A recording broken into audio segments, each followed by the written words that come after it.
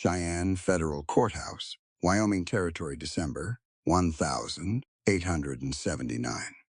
Bennett's attorney clasped his hands behind his back and smiled the smile of a man who has won before the verdict is read. Your Honor, what we have here is a woman declared medically unfit, who voluntarily entered the household of 4 strange men she had never once met. I ask this jury, what credibility can such a woman possibly claim? The gallery went quiet. The jury watched Evie. The judge watched Evie. Every person in that courtroom watched Evie. She picked up her pencil, set it back down, looked directly at the judge, not at the attorney, not at Bennett. The judge, her voice didn't shake once. Aldous Cray. The attorney blinked. I beg your. The letter is addressed to Aldous Cray, in Dr. Bennett's own handwriting. His words, his plan, his scheme. She paused. I didn't write that letter. He did. The courtroom broke open. A woman with no lawyer, no family, no money, only the truth. And one piece of paper was standing in the highest court in Wyoming Territory, taking back everything a powerful man had stolen from her. Would the judge believe her? Stay with us. The verdict will leave you breathless. The stagecoach smelled like leather, dried sweat, and someone else's old regrets. Genevieve Thorne sat wedged between a traveling merchant and a snoring cattle broker for the better part of 2 days, watching Wyoming roll past the cracked window. Red rock, sage, sky so wide, it made her feel small, in a way she couldn't quite explain. She kept her hands folded in her lap and her eyes forward. She had learned over the past year that looking too directly at people gave them permission to say things. The coach lurched to a stop.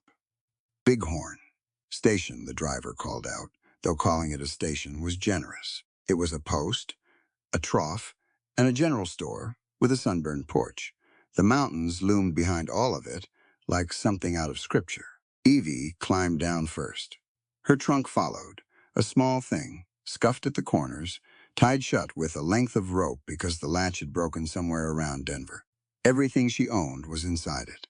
Every letter, every memory. Her mother's silver thimble. Her father's last will, notarized and promptly ignored by the courts after Dr. Giles Bennett got his hands on the case. She set the trunk on the ground and straightened up. The sun hit her square in the face. August in Wyoming didn't care about dignity. People were already looking. She had expected that. She had gotten used to it, the sideways glances, the conversations that stopped just short of her hearing range. A woman traveling alone to marry 4 brothers she'd never met was peculiar enough. A woman with the word BARREN attached to her name like a brand was something else entirely. Something people felt they had every right to discuss out loud. That her?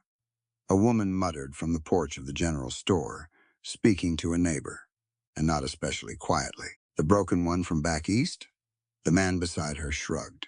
Heard she couldn't give her last fiancé children. Heard she's been passed around ever since. Evie kept her chin level. She picked up the rope handle of her trunk and waited. That was when she heard the horses. 4 of them came up the main road at an easy canter, kicking up golden dust in the summer heat. The riders were big, all of them, with the unhurried bearing of men who had learned long ago that they didn't need to rush to command a room. They wore work clothes, not Sunday clothes. Chambray and canvas, worn boots, hats pushed back from sun-darkened faces. None of them were performing anything. They pulled up in front of her and dismounted with a quiet efficiency that spoke of men who had done 1,000 ordinary tasks together, over 1,000 ordinary days. The oldest stepped forward. He was in his mid-30s, with a physician's careful eyes and a soldier's settled posture. He removed his hat before he reached her. Miss Genevieve Thorne? His voice was steady. Not loud, not soft, just sure. Yes, she held his gaze. Evie. Thaddeus Sterling. He offered his hand, not as a formality, but as a genuine greeting that expected a real handshake in return. She gave him one. These are my brothers. Gideon. He gestured to a man built like a barn door with patient, kind eyes. Jasper. A leaner, quieter figure who gave her a slow nod, unhurried and watchful, and Malachi. The youngest grinned. He couldn't have been more than 25. Welcome to Bighorn, Evie. You look like you survived that stagecoach better than most. I've survived worse, she said simply. Something moved across Malachi's face. Not pity, more like recognition. He crouched down and picked up her trunk before she could reach for it. You don't have to carry it today, he said. She almost argued. She had learned not to expect help, but she let him take it. That was when the woman on the porch spoke up again, louder, making sure the words carried across the yard. Sterling boys, you do know what you've bought yourselves, don't you? A woman who can't even fulfill her God-given purpose. Whole lot of trouble for nothing. Evie went still. She had heard worse in courtyards and courtrooms and polished waiting rooms, but there was something about hearing it spoken that, plainly, in front of these four strangers, she had just shaken hands with, that felt like a door slamming in a quiet house. She waited for the brothers to look away, to laugh it off, to say nothing at all, which was what men usually did. Thaddeus turned toward the porch. His voice didn't rise. It didn't have to. Mrs. Caldwell, he said calmly, I'd ask you to keep your opinions about this woman's body to yourself. But more than that, I'd ask you to think about what you just said. The woman blinked. He wasn't finished. He turned back to Evie and looked at her directly, not at the crowd, not at his boots, at her. A woman's worth is never measured by her womb or her ability to bear children for a man, he said. You are a free, dignified human being first, long before you are ever a wife. Around them, the small crowd had gone very quiet. Two men on the porch shifted their weight and studied the floorboards. The cattle broker from the stagecoach cleared his throat. Mrs. Caldwell pressed her lips into a thin line and went inside without another word. Gideon broke the silence by lifting Evie's trunk to his shoulder like it weighed nothing and heading toward the horses. Good hour's ride to the homestead, he said, practical as a plank of wood. There's a water pump around back if you need it before we head out. She nearly laughed at that, the plainness of it after everything. I'm fine, she said. I'd like to get moving. More than all right, Jasper said quietly. He had already brought a second horse around a dark bay mare with a calm, steady eye. Her name's Clara. She's easy. I can ride, Evie said. Didn't figure you couldn't. She put her boot in the stirrup and swung up without assistance. The mare stood patient beneath her. Evie settled in the saddle, adjusted her skirts, and looked out at the mountains ahead. They were extraordinary. Even through everything pressing down on her, she had to admit that. The Bighorns rose against the summer sky in great gray-green sweeping walls, ancient and completely unbothered by the business of human beings below.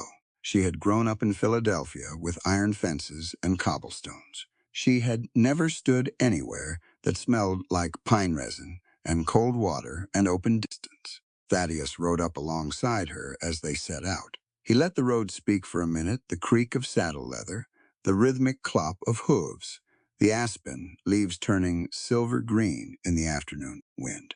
The contract is real, he said eventually, but nothing in it is a trap. She glanced at him. We wrote to the agency because we wanted a companion, a partner. He looked ahead at the road. Not a servant, not a broodmare. If you arrive at the homestead and decide this life isn't what you want, I'll personally see you safely to Cheyenne and onto whatever train you choose. And if I stay, then you stay as an equal. He said it without ceremony. The way a man states something he has already decided and sees no reason to argue about. That's the only arrangement we know. She didn't answer right away. She thought about the past year, the court hearings, the forged documents that declared her defective in every way a woman could be declared defective. Dr. Bennett's office, which had smelled like camphor and contempt, and the court clerk, who had filed the paperwork without meeting her eyes, as though she were already somewhere else. She looked at the mountains. All right, she said. I'll stay. Malachi, riding just ahead, shot her a grin over his shoulder. Good. Because Gideon made a pie this morning, and it'd be a genuine shame to let it go to waste. She laughed. It surprised her. She hadn't laughed out loud in months. The road curved up into the foothills, and the town fell away behind them. The dust settled. The mountains grew larger with every quarter mile, until they seemed less like a backdrop and more like a destination with real weight to it. Evie Thorne rode toward them with her spine straight and her hands loose on the reins. She had arrived carrying a label someone else had written for her. She intended to leave it on the road behind her, somewhere between the stagecoach stop and the first stand of pines. She didn't know yet what waited for her up in those mountains, but she knew, with the kind of certainty that lives in the gut rather than the head, that it was better than what she'd left. The homestead was not what she had expected. Evie had imagined something rough and provisional, the kind of place four bachelor brothers would keep functional, joyless, held together with necessity. What she found instead, as Clara crested the last rise and the valley spread open below them, was a home. Genuinely a home. A wide log cabin with a stone chimney and a real covered porch. A kitchen garden running along the east wall, nearly bursting with late summer tomatoes and pole beans. Window boxes with something purple and fragrant spilling over the sills. Jasper told her later those were wild bergamot, good for headaches and for keeping mosquitoes at bay. Gideon made supper while Jasper showed her the loft room they had prepared. Clean quilt on the bed, a pitcher and basin, a small mirror hung on the wall and a hook for her coat, and a candle on the nightstand. Not luxury, just care. She ate with the four of them at the long kitchen table and said very little. They didn't push. The conversation ran easy and ordinary, passing around the bread and talking about the north fence that needed mending and whether the creek was running high enough this late in the season. They treated her presence at the table like it had always been there. After supper, she came down from the loft to rinse her plate and found Thaddeus still at the table, reading by lamplight. A medical text, she noticed, Latin words along the spine. "Your hands," he said, not looking up. She glanced down. The rope handle of her trunk had left red grooves across her palm. The stagecoach armrest had done something ungracious to her right wrist. She'd been ignoring both for hours. "They're fine. They could be finer." He stood and gestured toward the chair across from him. "I was a field surgeon for 4 years. I have a kit, and I have nothing pressing to do. Sit down if you'd like." She sat. He brought out a worn leather case and opened it on the table between them. Glass, vials, rolled bandage, a small pair of tweezers. Everything arranged with the quiet precision of a man who had worked under conditions that did not allow for being disorganized. He worked on her wrist first. Clean cloth soaked in witch hazel, pressed without ceremony. "The agency sent over your paperwork," he said, not accusing, just stating the fact. "Including the medical documentation." She waited. Dr. Giles Bennett of Denver filed the report. It states congenital uterine fibroids and toxic blood. He kept his eyes on her wrist. "I've read a great deal of medical literature in my life, Evie. I've never seen the phrase toxic blood appear in any of it." She looked at the table. The courts accepted it. Courts accept a great many things they shouldn't, when the man filing the paperwork is wealthy and well-connected. He set the cloth down. "May I ask you something?" "You may." "Did Bennett ever conduct a real physical examination?" "A proper one, documented, with a second physician present as a witness." Silence sat between them for a moment. The lamp flickered. "No," she said. He nodded once, confirming something he had already suspected. "Did he ever explain to you, specifically, what your symptoms were?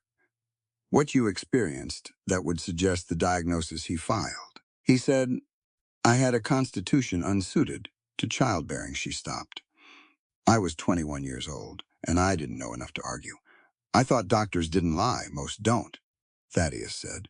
"Bennett is not most doctors." He folded his hands on the table and looked at her directly. "I'm going to tell you what I believe actually happened, and I'd like you to tell me if I'm wrong." She nodded. "Your father died and left you a silver mine, a profitable one." He kept his voice level.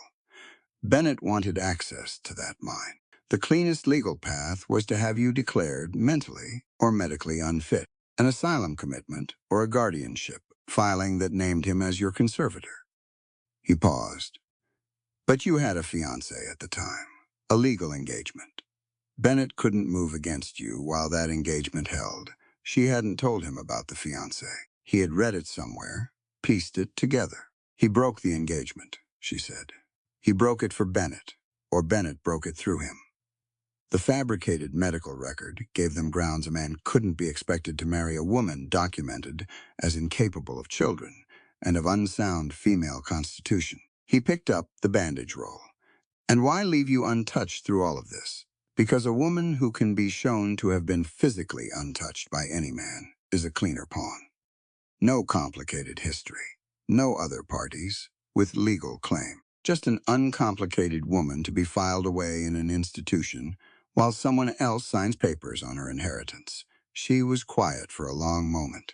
I knew it was wrong, she said finally. I knew it in my bones. But when a doctor writes something down and a judge stamps it, it feels like the world agreeing against you.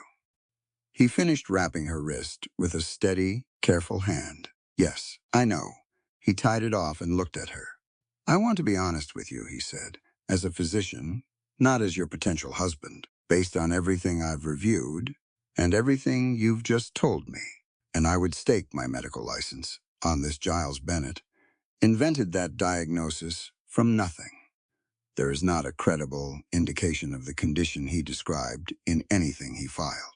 The terminology he used doesn't exist in current medical practice. He wrote words that sounded official to people who didn't know enough to question them.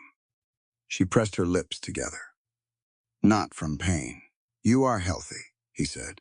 Fully, entirely, completely healthy. Your body is not broken. It never was. It was simply in the way of a greedy man who needed a reason to move you. Something in her face shifted. Not dramatically. Just a slow releasing, like a fist uncurling. There's more, he said carefully. And I say this only because I think you deserve to know the truth of your own story. He met her eyes. You have not been touched by any man. I want to be honest about what I understand from what you've shared. You are in every way a woman who has never been harmed in that manner. Bennett left you untouched, not out of decency, but because it served his purpose. She hadn't said that plainly, but she hadn't denied it either. Does it matter? She asked, quietly. Only in this sense, there is no shame attached to you in any direction, Evie. Not in what you were before you came here. Not in what you are now. Your history belongs to you. Your body belongs to you. He closed the medical kit. I am not telling you this to pry into something private. I am telling you because someone should have told you, a long time ago, that you were never what they said you were. She looked at the lamp for a while. The flame sat steady in the still air. Thank you, she said at last. It came out low and plain and real. He nodded and reached for his book. Sleep well, Evie, he said. Morning comes early up here. She climbed the stairs to the loft and lay in the dark under the clean quilt, with the mountain air coming through the cracked window. She thought about her father, about the silver mine she had never seen, about a year of carrying a word that wasn't hers. She set it down, there in the dark, like a stone she had been carrying in her coat pocket, without knowing how heavy it was. She slept. Evie came downstairs the next morning to find Gideon Sterling elbow-deep in bread dough. She stopped at the bottom of the stairs and looked at him. He was enormous, broad through the shoulders, with a blacksmith's forearms and hands like two small shovels. He was also wearing a canvas apron, pressing the heel of his palm into a mound of pale dough with the full weight of his body, folding it, turning it, pressing again, methodical, unhurried, completely at ease. He glanced up. Morning. Coffee's on the stove, Yor. She stopped herself, making bread. He didn't look confused by her reaction. He had probably seen it before. Malachi would do it, but his loaves come out like bricks. Good coffee, though. She went to the stove and poured herself a cup and stood there trying to recalibrate. In the parlor of every house she had grown up in, bread was women's work. Supper was women's work. Washing and mending and sweeping, all of it drawn around women like a fence. The men came inside to eat what had been produced by invisible labor and went back out again. She had learned the rhythm of that system so early that she had stopped noticing it. It had just been the shape of the world. This was a different shape. She looked around the kitchen. Clean floor, dishes already rinsed from last night, a bunch of dried herbs hanging from the ceiling beam. Everything organized without fuss. "Who does the housework?" she asked. Gideon shrugged. "All of us. Whoever gets to it first." He folded the dough over itself again. "Thaddeus usually does the floors because he's particular about them. Jasper tends the kitchen garden. I cook when I'm not at the forge. Malachi hates cooking, but he's good at laundry, believe it or not." As if on cue, the back door swung open, and Malachi came in with a basket of wet laundry, balanced on his hip, heading for the clothesline that ran along the south side of the house. "Grab an end," he said, to no one in particular. In a minute, Gideon called back. Malachi disappeared through the door, humming something tuneless. Evie set down her coffee cup. She crossed to the counter and reached for the pile of dirty breakfast dishes from the pan Gideon had used. It was instinct. Her hands were already moving. Gideon looked over. He didn't say anything, at first, just watched her scrubbing with the focused, slightly anxious energy of someone trying to prove they weren't going to be a problem. "Evie." She kept scrubbing. Evie put the pan down. She looked up. He nodded toward the doorway. "Malachi," he called out. The back door opened. "Yeah? Come here a second." Malachi leaned in through the doorway, a damp shirt still in one hand. Gideon tilted his head toward Evie. Malachi took one look at her standing at the sink, rigid and overworking a perfectly clean pan, and crossed the kitchen in 3 strides. Gently, he took the pan out of her hands. Then he steered her toward the large cushioned armchair by the fireplace, the one that caught the morning light from the east window, and pressed down on her shoulders until she sat. She let him. She didn't quite know why. She was used to resisting. He crouched down in front of her, so they were eye level, and looked at her with those direct, uncomplicated eyes. "Up here in the mountains, work has no gender, Evie," he said. "There's only the work that needs doing, so we can all thrive together." She opened her mouth. "I'm not saying you can't work," he said. "Lord knows there's enough of it. I'm saying you don't have to race to claim the parts of it that you think are required of you." He sat back on his heels. "Nobody here is keeping score on what you produce to earn your place at the table. You're already at the table." She looked at the fire. It wasn't lit too warm in August, but the stones were there, worn smooth and familiar from years of use. "I don't know how to do it any other way," she said honestly. "Then you'll learn a new way." He stood up and grabbed his coughing from the counter. We all did. Took Gideon 2 years to stop apologizing when he asked one of us to help with supper. Old habits run deep.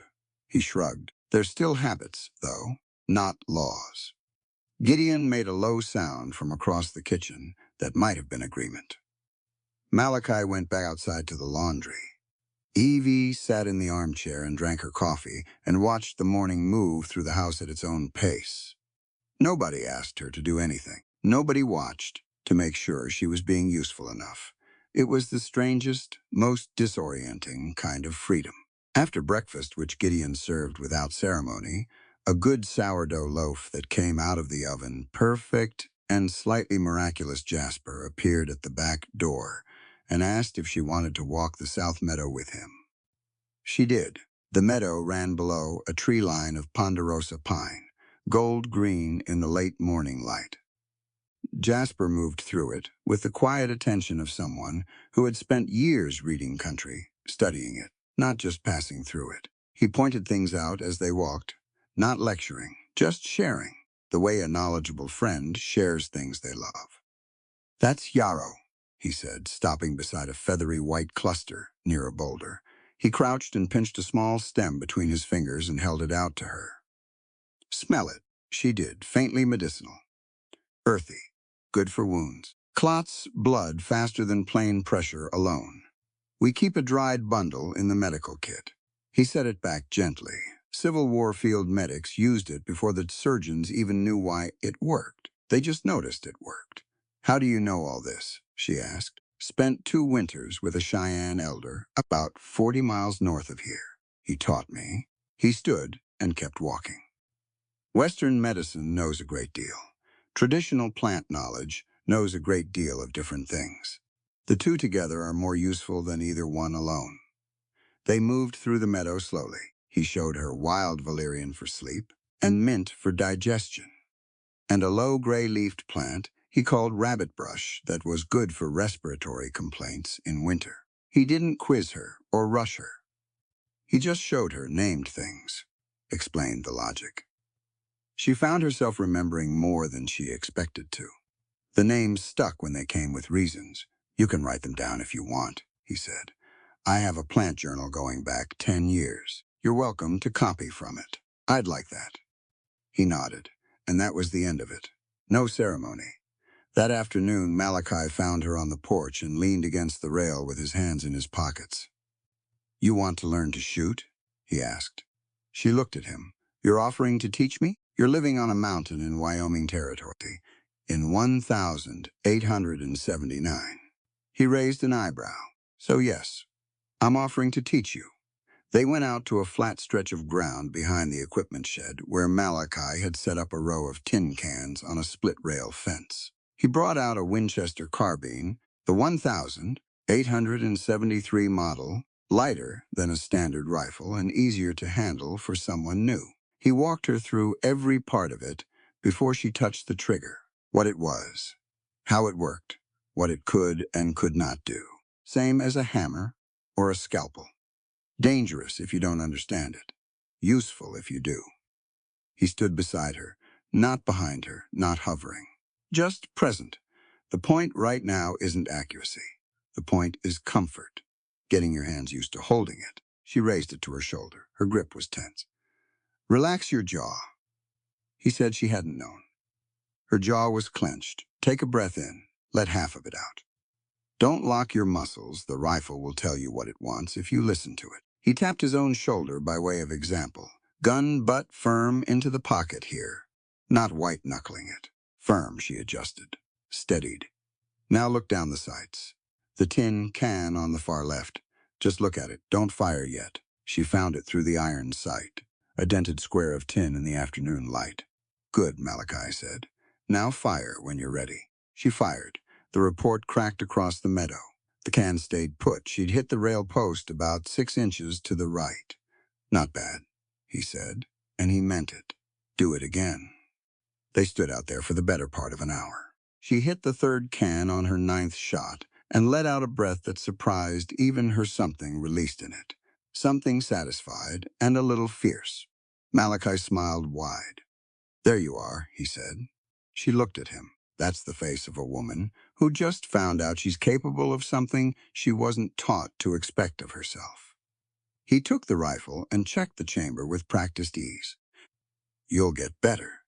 You've got good instincts and steady hands. She looked out across the meadow. The mountains sat huge and unhurried around them, orange in the late afternoon heat.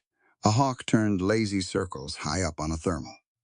She had arrived with someone else's story about who she was.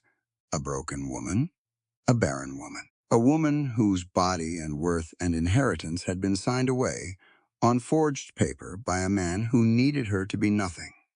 One day at the Sterling homestead, and she had learned the names of 5 medicinal plants, been handed a rifle and trusted to fire it, and been told directly, and without qualification, that her place here didn't have to be earned through labor performed in the right categories. It wasn't fixed. She knew that. A year of being unwanted didn't dissolve in a day. But she was somewhere different now. That much was undeniable.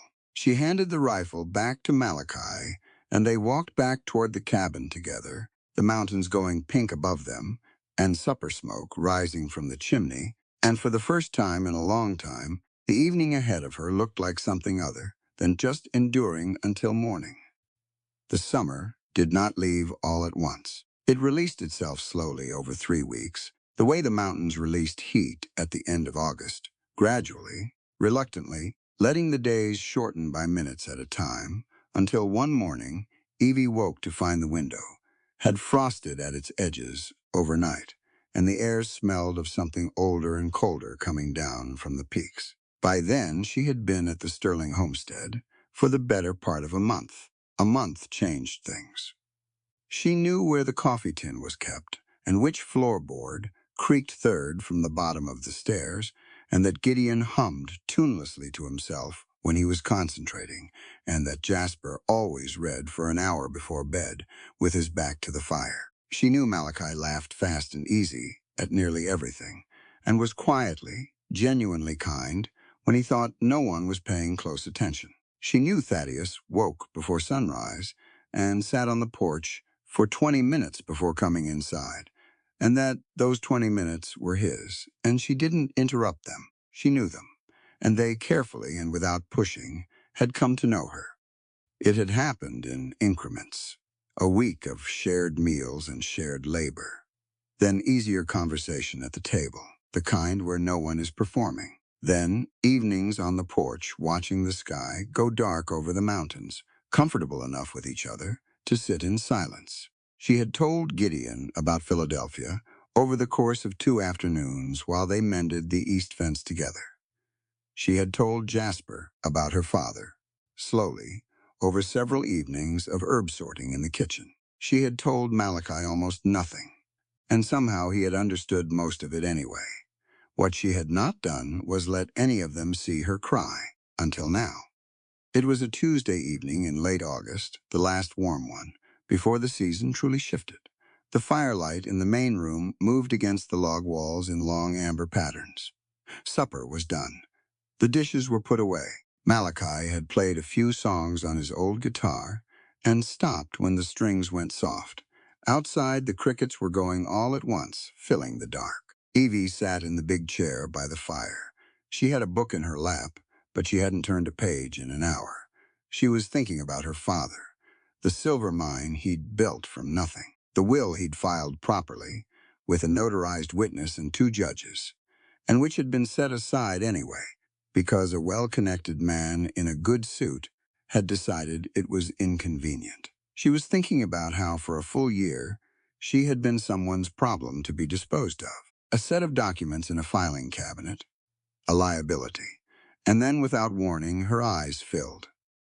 She pressed her hand over her mouth. Too late. Gideon looked up from across the room first. He didn't say anything. He just set down what he was doing and walked over and crouched in front of her chair, the same posture Malachi had used weeks ago, and waited until she looked at him. "Evie," he said. That was all, and that was enough. The whole thing gave way at once. She cried the way people cry when they have been holding it for too long. Not pretty, not composed. Gideon didn't look away. He didn't offer her solutions or reasons to stop. He just stayed there, solid and present, until the worst of it passed. By then, the other 3 had drifted in. Thaddeus took the chair across from her. Jasper sat on the hearthstone. Malachi stood at the edge of the firelight, quiet, his guitar set aside. She wiped her face and looked at all of them. She felt exposed in a way that should have been humiliating. Somehow it wasn't. "I spent a year believing I was broken," she said. Her voice was still unsteady. "Not just legally. In here," she pressed her hand to her sternum. "I believed it, even when I knew it was wrong. Some part of me accepted it. Because enough people said it clearly enough, and for long enough." She shook her head. "That's what they actually stole from me. Not the mine, not the legal rights. They stole me from myself." The fire crackled. Nobody rushed to fill the silence. It was Thaddeus who finally spoke, and he spoke slowly, like a man choosing every word on purpose. "You gave yourself back," he said. "You got on a stagecoach and rode 4 days across country to start over on your own terms. That wasn't us. That was you." She looked at him for a long moment. Something moved in the room. It wasn't spoken, and it wasn't demanded. It was simply there, warm and deliberate, like the firelight itself, an understanding that had been building quietly across a month of shared mornings and long evenings and honest conversation. She stood. She crossed the room, and she took Thaddeus's hands in both of hers, and she looked at him with the full, clear weight of decision already made. All 4 of them went still. Thaddeus was the first to stand. He looked at her with those steady physician's eyes, and he did not assume. He did not reach for her, he waited. "Your body belongs to you, Evie," he said quietly. "We only cross this threshold if you welcome us." "I welcome you," she said. "All of you." What followed was not hurried. They moved by firelight, unhurried and deliberate, as if the whole house had slowed its breathing. Gideon brought the thick quilt from the chest by the wall. Jasper extinguished the oil lamps one by one until only the fire remained. Malachi stayed close, his hand finding hers, warm and unhesitating. They treated her body like something worth reverence. Every touch asked a question before it moved forward. She answered each one. There was no hierarchy in it, no performance, just 5 people choosing each other across the quiet dark of a late summer evening in the mountains, with the crickets going on outside and the fire burning low and steady. She had spent a year being told that her body was a problem, a liability, evidence of deficiency. Here it was held like something precious. That was not a small thing. She understood it completely as it was happening, and the understanding undid her further. At the peak of it, when the firelight had burned to ember orange, and the room had narrowed to just the 5 of them, and the sound of their breathing, Thaddeus leaned close. His voice was low, graveled, meant for her alone. "Tonight, we will place my seed inside you," he said. Not a demand, not a transaction. A vow, a declaration from a man who had thought carefully about what it meant to say something irreversible and had chosen to say it anyway. Evie felt tears move down her face. She didn't try to stop them. "Plant it deep within me," she murmured back, her voice breaking open on the last syllable. "For tonight I am no longer cursed." She pressed her forehead to his. "Tonight I am truly alive." No one spoke after that for a long time. They lay in the amber dark, the 4 brothers arranged around her like a compass rose, all of them breathing slowly together. She could feel her own heartbeat steadying by degrees. Outside, the crickets eventually fell quiet. A night bird called once from somewhere in the pines and was answered from farther off. Malachi was the one who finally said, very softly, "You all right?" "Yes," she said, and meant it completely. Jasper pulled the quilt up over her shoulders without being asked. Gideon lay with his arm behind his head, staring at the ceiling, content in the way of a man who has done the right thing and knows it. Thaddeus had his eyes closed, but she could tell by his breathing that he wasn't asleep. She stayed awake the longest. She listened to the mountain night and felt the warmth of 4 living bodies around her and thought about what it meant to be claimed, not as property, but as a person. It meant everything. She let her eyes close. Outside, far above them, the first stars of autumn were already appearing in the cold black sky. And somewhere up on the ridge, the aspens had begun, without announcement, to turn. October hit like a hammer. Not gradually, not with warning. One afternoon, the sky was that deep, saturated blue of high country fall, the aspens burning gold across the ridgeline. And by the time Evie woke the next morning, there were 6 inches of snow on the porch rail, and more coming hard from the northwest. "Early," Gideon said at breakfast, looking out the window. He didn't elaborate. He didn't need to. Thaddeus said the storm would likely close the pass within 48 hours. They spent that first day securing what they could. Extra wood split and stacked under the covered lean-to. The cattle moved into the lower pasture shelter. Feed hauled down from the upper barn. Everyone worked without being asked, moving from task to task with the efficient coordination of people who had survived mountain winters before and understood exactly what they were preparing for.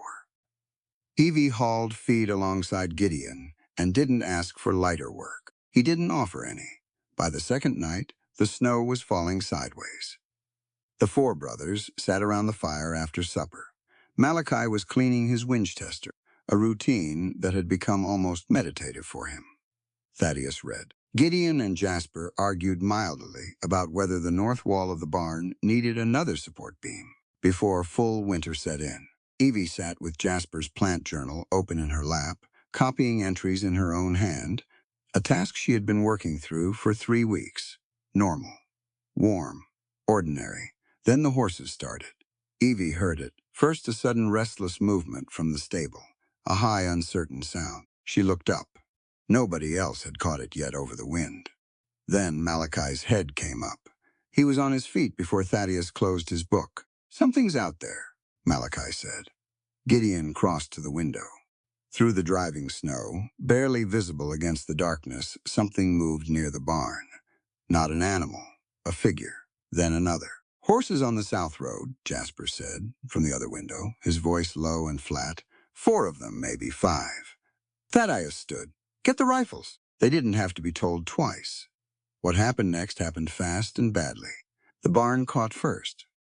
Evie heard the sound before she saw the light, a low, hungry crackle that grew too quickly, orange against the white dark. Someone had thrown something burning into the hay. The horses screamed. Gideon was already moving for the door, because Gideon would always move toward something that needed saving, and Malachi went after him because that was what Malachi did.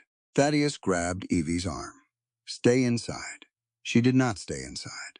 She was 3 steps behind him when he went through the back door into the snow, rifle in hand, and she had her Winchester at her shoulder and 2 rounds in her coat pocket. The cold hit her like a wall. The snow was blinding, and the barn was burning. Despite the wet and the wind, a furious orange against all that white. She heard the shot before she saw where it came from. Malachi went down. Not dead. She saw him move immediately, trying to get up, but he was down in the snow, and he wasn't getting up on his own. The bullet had taken him in the left leg. He pulled himself partially upright on one arm and got his rifle under him, but he couldn't stand. Gideon wheeled around toward the shooter and then stopped. He stopped because a second man had appeared from the far side of the burning barn, and that man had a revolver pressed directly to the back of Malachi's head. Everything froze.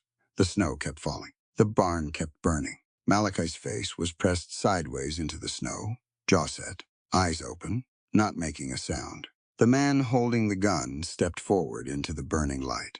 Evie recognized him immediately. Dr. Giles Bennett looked nothing like he had in Denver.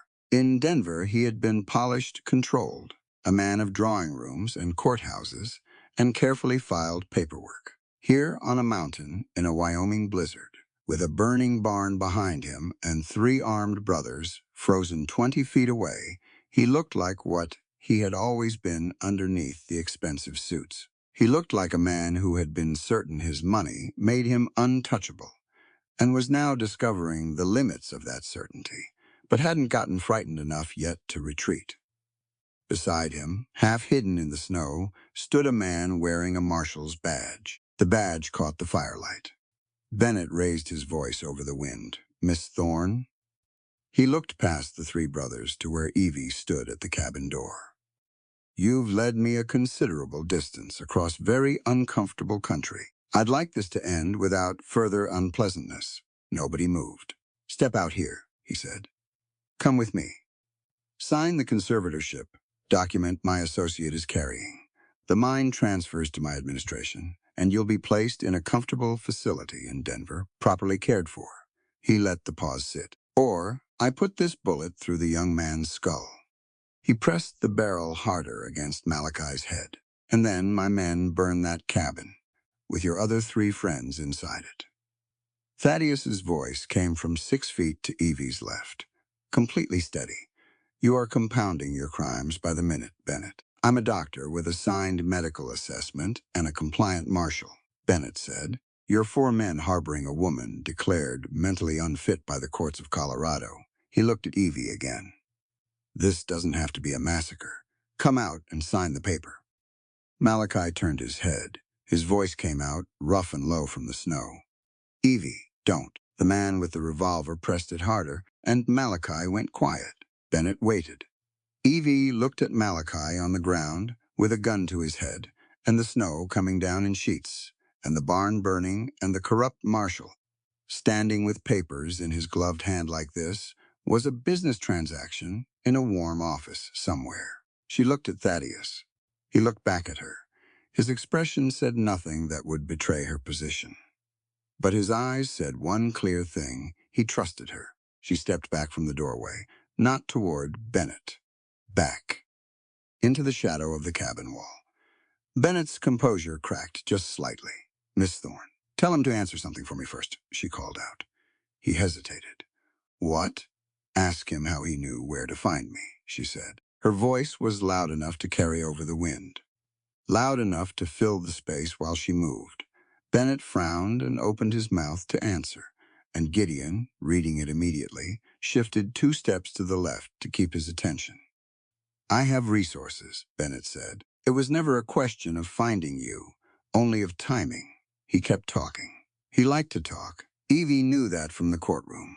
Men like Bennett were never more dangerous than when they were explaining how inevitable their victory was. She was already at the loft ladder. She climbed it in 6 steps and crossed the dark loft floor to the east window on her hands and knees.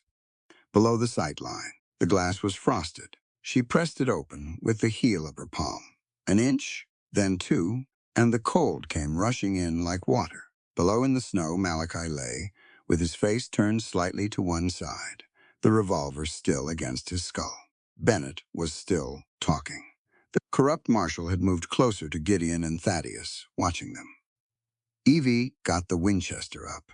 She steadied her left arm against the window frame. The wind was bad, worse than anything Malachi had made her shoot in, and the angle was sharp, shooting down into a snow-blurred scene by firelight with a man's head 12 inches from her target. She heard Malachi's voice from the shooting lessons, clear in her memory above all the noise. Take a breath in.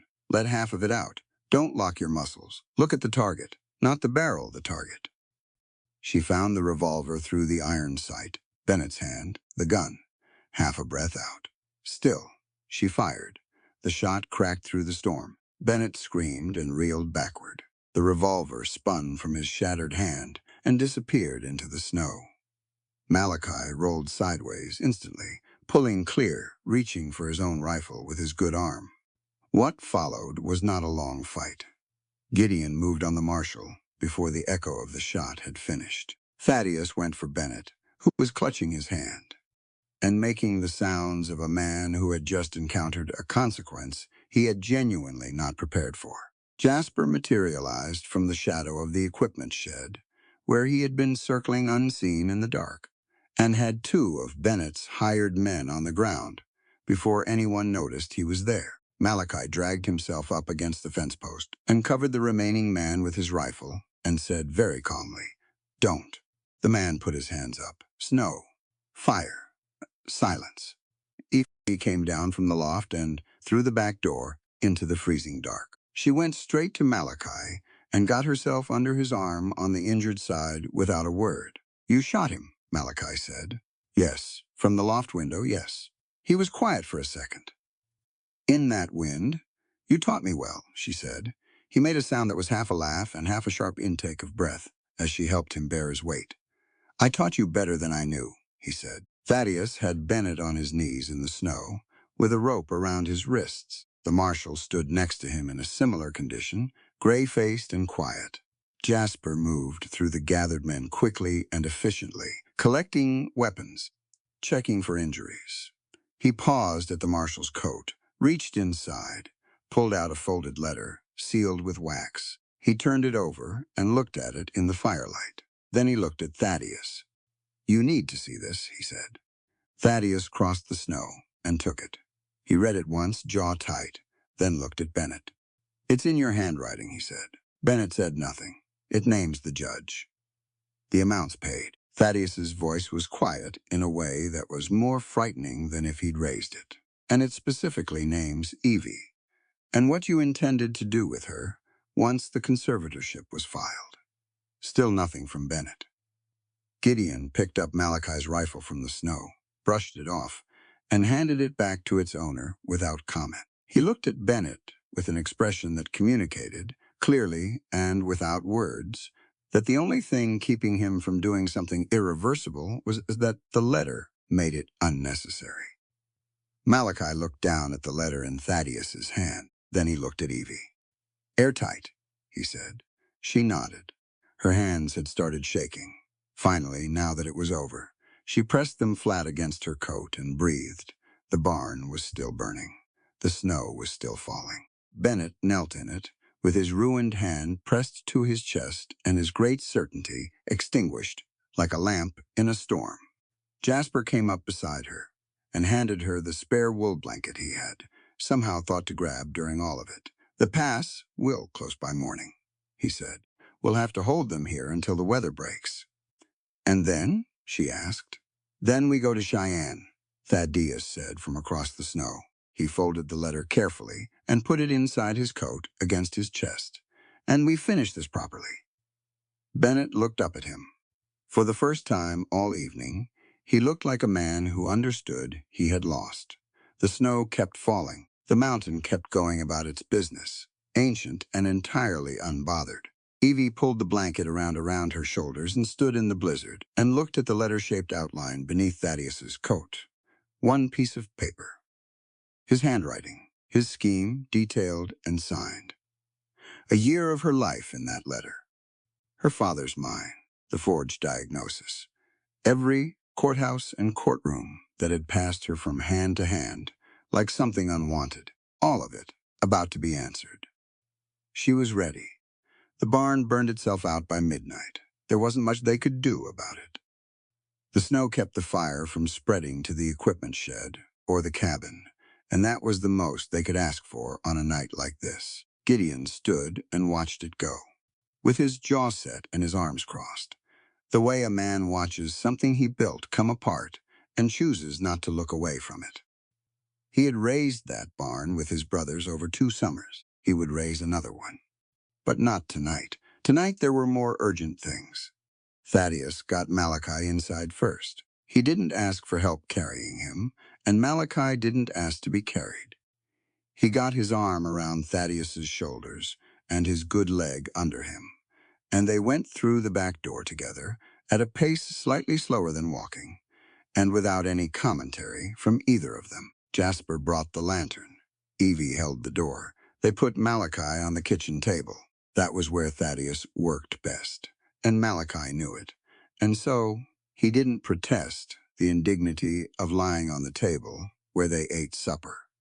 He just stared at the ceiling and breathed through his nose, while Thaddeus cut the trouser leg away and assessed what the bullet had done. "Through and through," Thaddeus said, after a long minute of looking, "missed the bone." "That's good," Malachi said to the ceiling. "That's very good." Thaddeus reached for the kit.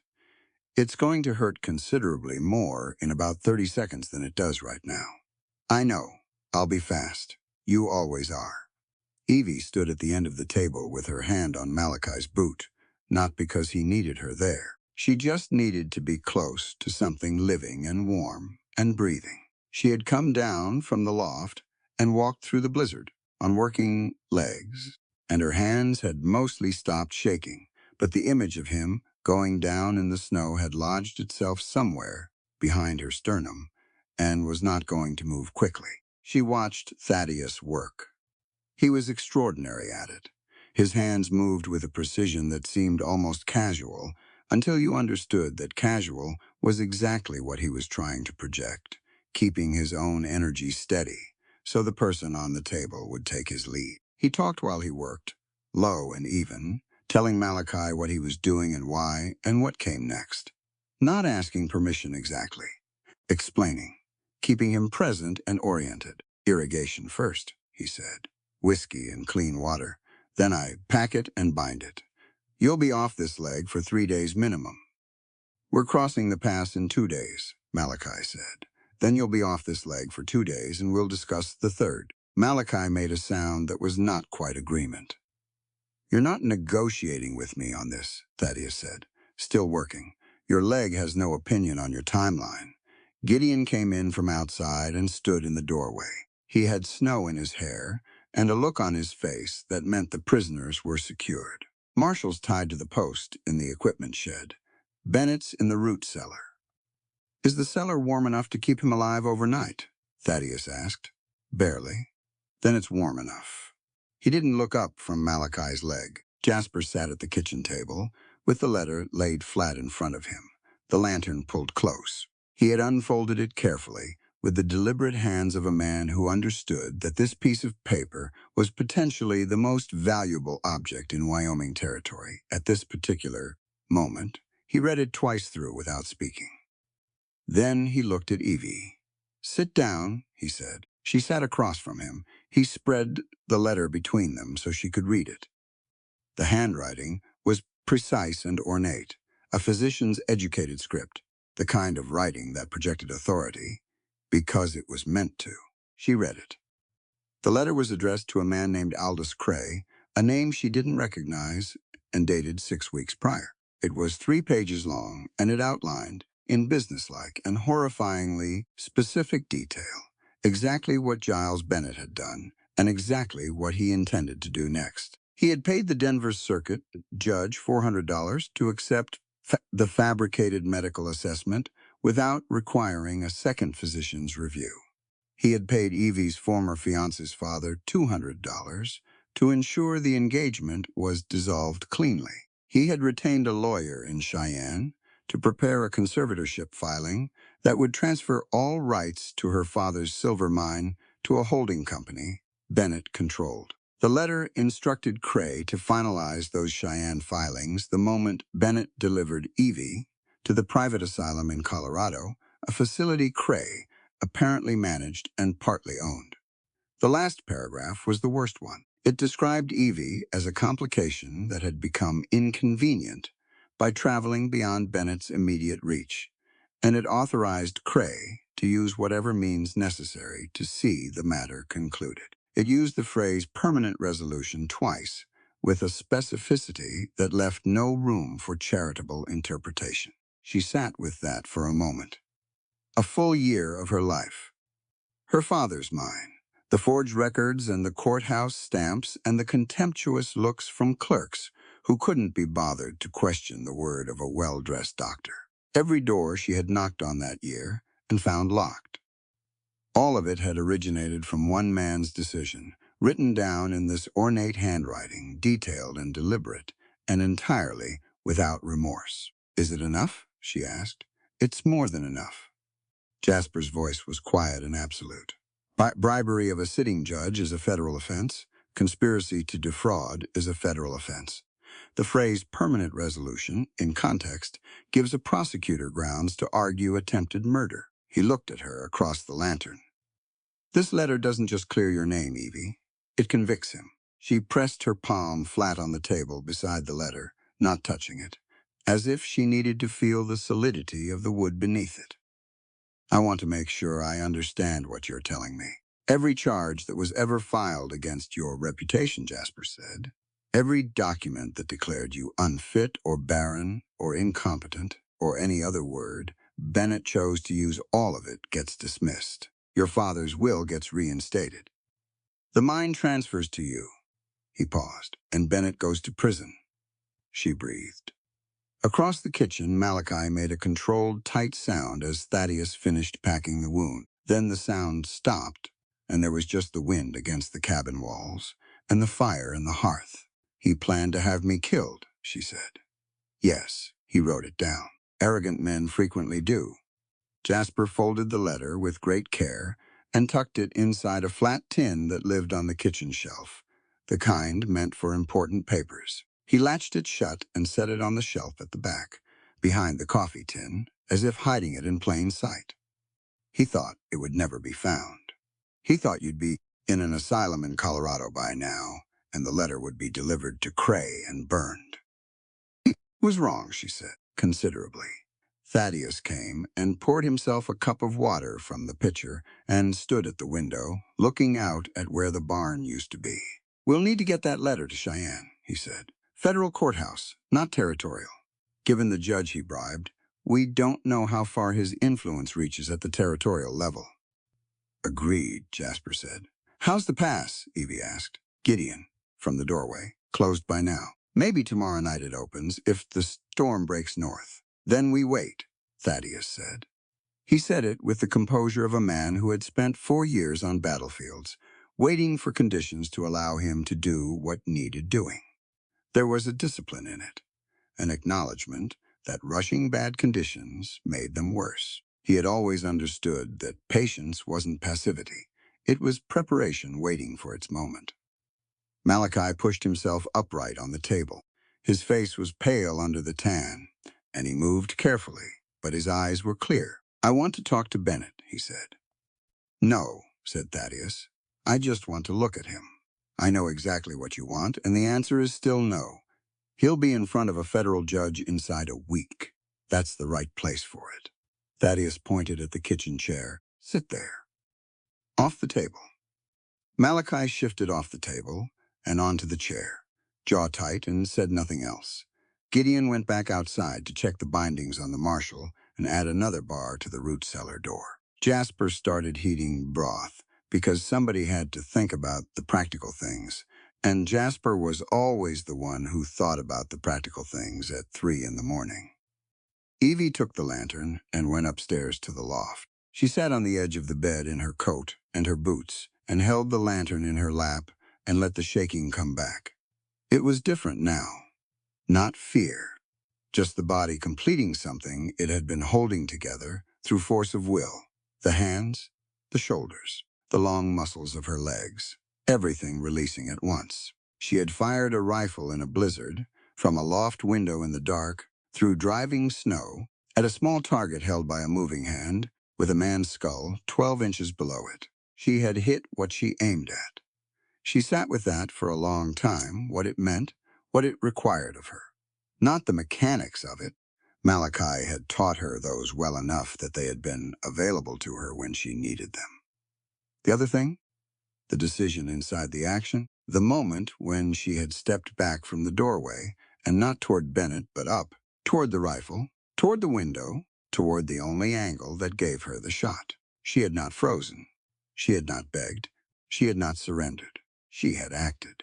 A year ago, she had sat in a courthouse in Philadelphia and listened to a judge read a forged medical document into the official record, and she had not known what to do with the injustice of it except absorb it, because that was what she had been taught. Absorb it, adjust, find a workaround that didn't inconvenience the men who held the power. Here on the mountain, when the stakes became life and death, she had found a different answer. She heard boots on the stairs. Malachi appeared, moving on one leg with his hand on the wall for balance, his face set against the pain of it. "You should be sitting down," she said. "I am sitting down." He got himself to the top of the stairs and lowered himself to sit on the top step, bad leg, straight out in front of him. "Kind of," she looked at him. "You saved my life tonight," he said. "You taught me how." He shook his head slowly. "I taught you the mechanics. The rest was yours." He leaned back against the wall and looked at her with those direct, honest eyes. "That shot, Evie, that was a hard shot. Professional marksmen miss shots like that in those conditions." He paused. "I need you to understand what you did. I needed to hit it, and you did. Because you were calm. Because when it mattered, you trusted what you knew instead of what you were afraid of." He was quiet for a moment. That's the difference between someone who can shoot and someone who can actually protect something. Most people fall apart at the moment it counts. You went the other direction. She set the lantern on the floor between them. The light moved across the ceiling. "I was terrified," she said. "Of course you were. Fear doesn't mean you can't act. It just means the stakes are real." He adjusted his leg and made a controlled sound of discomfort. Being brave doesn't mean feeling no fear. It means acting clearly anyway. That's the whole definition. Everything else is just bravado. She thought about that. The distinction mattered. She had always assumed that courage was an absence of fear, a quality some people simply had, and others didn't, like a talent. What Malachi was describing was different, more useful, more available. "Thank you," she said, "for getting shot, for telling the truth about it." She picked up the lantern. "Go downstairs and let Thaddeus make you sleep. You're going to need the leg by the day after tomorrow." He made a face, but he went. She sat alone in the loft and listened to the blizzard work itself against the cabin, and thought about the letter in the tin on the kitchen shelf, about the frozen pass that would open when it was ready and not before, about what waited on the other side of it. Then she lay down in her coat and boots and was asleep in 4 minutes. The storm broke on the second morning. It happened the way Wyoming weather often did, not gradually, but as a decision. 1 hour, the snow was still driving sideways across the valley, and the next the sky had cracked open to the northwest, a thin line of hard blue that widened as the morning went on, until by noon the whole mountain was washed in winter light, brutal and clear, every surface coated in ice that caught the sun and threw it back. Cold, colder than before the storm. But still, Thaddeus was out before the others, checking the pass road from the high point of the south field. He came back with news, rideable by midday if they moved carefully. Deep drifts at the switchbacks, but Jasper knew every one of them and could route around the worst of it. "What about Malachi?" Gideon asked. "He rides." Thaddeus poured his coffee. "He doesn't walk and he doesn't fight. He rides." Malachi, already at the table and already dressed, said nothing to this, which was the closest he got to agreement. They prepared Bennett and the marshal for transport in the coldest, most efficient way possible, hands bound in front. Cold enough out there without cutting off circulation. Both men on horses, wrists tied to the saddle horn. Jasper handled the knots, which he had learned in the mountains from people who understood that a knot was not just a knot, but a considered problem with a considered solution. Bennett had not spoken since the night of the blizzard, except to request water, which was given to him, and to complain that the root cellar was cold, which was acknowledged and not addressed. He had spent the night in there with one hand wrapped in a rough bandage. Thaddeus had said it, because Thaddeus was a physician first, and the man's hand was broken, and leaving it untreated was not something he was capable of. And he emerged in the morning, looking like a man who had understood, at last and very late, that the story he'd been living in had changed genres on him. The marshal had given his name as Harlan Cross, a fact that none of the Sterling brothers acknowledged with any particular interest. He seemed relieved by that. Men like Cross generally preferred to be nobody's concern. They set out at noon. Evie rode Clara. The mare moved carefully through the new snow, feeling out the ground under each step the way a sensible horse does in uncertain footing. Evie kept her hands quiet on the reins and gave Clara room to make her own decisions about where to put her feet. Malachi had taught her that early on that a good horse in bad terrain knows things a rider doesn't, and the smart move is to trust the animal. The Bighorn Pass Road climbed in a series of long switchbacks above the tree line. In summer, it was a straightforward ride, 2 hours at a walk. In fresh, deep snow with ice beneath it, with 2 prisoners and an injured man in the party, it was something else. Every switchback had to be taken slowly and deliberately.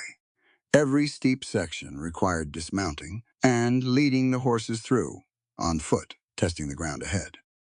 Evie went on foot when the others did. She did not wait to be asked, and she did not hold back. She led Clara through the switchbacks, with her boots punching through the snow crust, and her breath making clouds in the cold air. And she did not look behind her to see if someone thought she ought to stay in the saddle. Gideon noticed. He always noticed things. He walked parallel to her on a different section of the trail, leading his big gray through a drift that came up to the horse's chest. And he caught her eye and gave her a nod that meant something, even if it didn't have words attached. They were 2 hours above the homestead when the trouble found them. It came from the ridge. 3 men materialized on the high rocks above the switchback. Bennett's remaining hired men, the ones who had scattered during the night fight, and evidently spent 2 days sheltering in the rocks, waiting for the storm to clear. They had rifles, advantage of the high ground, disadvantage of the cold, the awkward angle, and the fact that they were looking down at a party of 6 armed people who had spent the last 2 days in a very bad temper. "Stop there," the man in the middle called down. His voice bounced off the rock face. "Send Bennett up and ride back the way you came." Nobody moved. Gideon had his hand on his rifle already. Jasper, without appearing to move at all, had shifted his position to a boulder that gave him cover and a cleaner angle than the men on the ridge likely expected. Thaddeus was ahead on the trail, nearest to the switchback, calm and still. Evie stood in the snow between them, with her Winchester at her side. She looked up at the three men on the ridge, calculated the distance, the angle, the light. Then she looked at Malachi, who was still in the saddle on her left. He looked at the ridge, looked back at her, and gave a small shake of his head, not dismissing her, just communicating. Two of the three were exposed, but the third had real cover. A direct engagement from this position was not clean.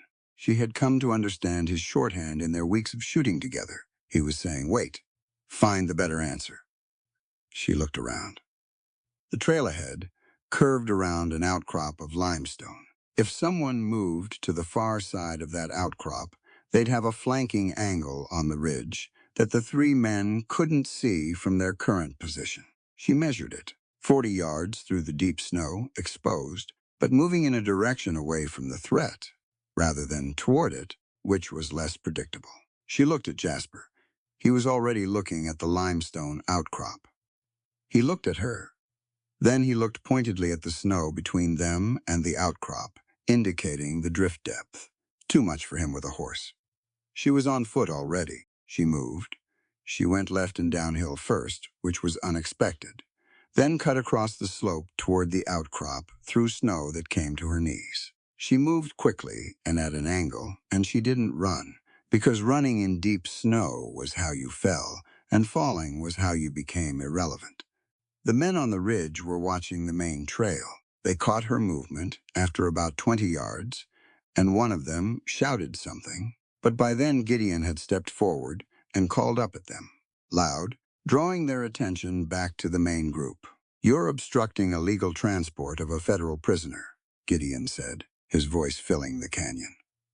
"That man you're trying to recover is under arrest for bribery of a federal judge and conspiracy to commit fraud. Help him, and you're part of it." He said it with the authority of a man who doesn't usually say a great deal, and therefore when he does speak, people tend to listen. The man in the middle hesitated. That hesitation was what Evie needed. She reached the outcrop and pressed her back against it and caught her breath. 3 seconds. Then she swung around the far edge, got her sightline on the ridge, and found the man in the middle through the iron sight of the Winchester. His back was turned. He was looking at Gideon. She was too far for a certain shot on a specific target. But she wasn't trying for a specific target. She fired once into the rock face, 6 feet above the middle man's head. The shot cracked off the limestone. Rock chips flew. All three men on the ridge went flat immediately, the pure reflexive response of people who suddenly can't locate where fire is coming from. The man on the left dropped his rifle over the edge of the ridge, trying to scramble back. The man in the middle went so far back over the rock he disappeared from her sightline completely. Jasper went up the near slope the instant they dropped. He moved through snow and rock with a speed and sureness that belonged to someone who had spent years learning this particular mountain in every season and every weather. He crested the ridge from the east while the three men were still disoriented, and by the time they understood the geometry of what had just happened, Jasper was standing above them with his rifle leveled and a very unambiguous expression on his face. "Guns down," he said. They put them down. Gideon came up the trail. Thaddeus brought the horses. Malachi sat in the saddle and watched the ridge with his weapon ready, and his face set in the flat, patient expression of a man conserving his energy for something that actually needs it. Within 10 minutes, the three men were disarmed and roped, and the party was moving again. They reached the crest of Bighorn Pass an hour later. The view opened at the top. The whole mountain range spread out to the west. Ridge after white ridge, running to the horizon under that hard winter blue sky. The wind came across the crest with a clean edge to it. The snow at the top was scoured and compressed, and the horses found solid footing. Evie stopped Clara at the crest and looked at it. She couldn't help it, even through everything. The scale of it stopped her. All 5 of them stood there together. For a moment at the top of the pass, with the prisoners on ropes and the wind in their faces, and the whole territory laid out below. She was standing, with her rifle, at her shoulder. Naturally, the stock braced against her coat. She had been carrying it that way for hours without thinking about it, ready but not raised, present, aware. Gideon came and stood on her left. He looked out at the mountains for a while, then he looked at her. She spoke first, and her voice was honest. I keep thinking I should have hesitated more. Up there at the ridge. I just moved. I didn't ask. He shook his head. Hesitation would have put us all in a worse position. But Evie, he turned to face her fully. His expression was direct. No softness in it, but no hardness either. Just the plain truth of a man who meant exactly what he was about to say. Equality isn't a privilege men grant to women. It's your birthright as you stand up to defend your own home. She looked at him. He held her gaze. This mountain is your home. That pass is your pass. Those men up on that ridge threatened your family and your future. The same as they threatened ours. He looked back at the view. You didn't ask my permission to act. Good. You didn't need it. She was quiet. It landed differently than encouragement. Encouragement said you did well. What Gideon said was something older and more fundamental. It wasn't praise for a performance. It was a recognition of a fact. She had a right to stand here with a rifle and defend this ground. Not because she had earned it through some demonstration of competence, or because the four of them had decided she was capable enough to be included, because she was a person, because this her home, because those were the same reasons any of them stood there. She had spent 22 years in a world that offered women participation as a conditional gift, given and retracted at the discretion of men who had decided they were in charge of the granting. She had been so immersed in that system that she had felt grateful for small permissions, for being allowed into rooms, for being told she was capable of things she had always been capable of. Gideon was saying something different. He was saying the permission had never been his to give, and the fact that he understood that mattered to her more than she could easily articulate. Thank you, she said. He made a sound that meant you're welcome without turning it into anything larger than it was. They started down the far side of the pass. The descent was slower than the climb. The east face of the ridge was in shadow, and the ice was worse there, sheltered from the afternoon sun. Jasper went first, picking the route, calling back the places to angle and where to stop and wait. Evie followed his line exactly. The prisoners went in the middle, which was the safest place for men whose hands were tied. If a horse stumbled, they couldn't catch themselves. And losing a prisoner over an icy ledge was not the resolution she wanted. She thought about the courtroom in Cheyenne. She thought about standing up in front of a judge with the letter in her hand, and Thaddeus beside her, and the four brothers at her back. She thought about saying her name clearly and watching the official record correct itself. She thought about her father, who had built a silver mine from a claim stake and hard work, and who had tried to leave it to his daughter in a world that had done everything it could to make that transfer impossible. She would walk into that courtroom. She would speak clearly, and she would make sure that what her father built went where he intended it to go. The trail leveled out below the tree line. Ponderosa pines closed around them, sheltering from the wind. The horses moved easier. Malachi shifted his weight in the saddle, and his color was better than it had been at the top. Cheyenne by tomorrow night? He asked. Day after, Thaddeus said. We stop at Crandall Station tonight. Get warm and let you rest properly. Malachi started to argue. The leg, Thaddeus said, is not negotiating.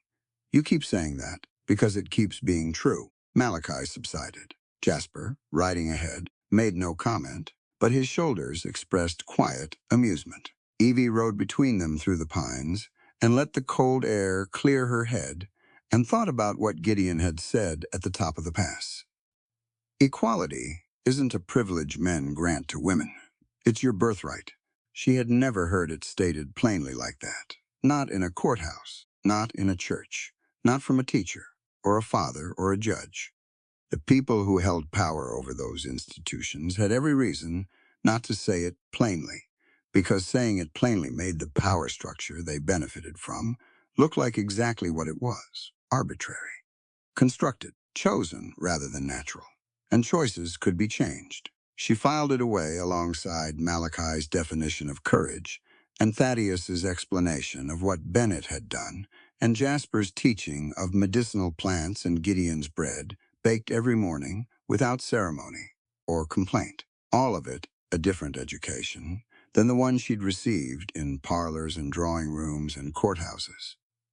A curriculum offered not through formal instruction, but through daily practice, through people simply living differently and letting her see it. The road ahead ran southeast toward Crandall's station.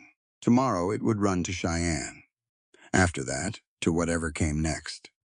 She kept her rifle loose in her hand and her heels easy in the stirrups and her eyes on the trail, and she rode toward it without looking back at the pass. The federal courthouse in Cheyenne was built to impress. High ceilings, dark wood paneling, tall windows that let in the cold winter light at an angle that hit the judge's bench and nowhere else, which was either architectural accident or deliberate design. Either way, it had the effect of making everyone who stood before the bench feel slightly underlit and small.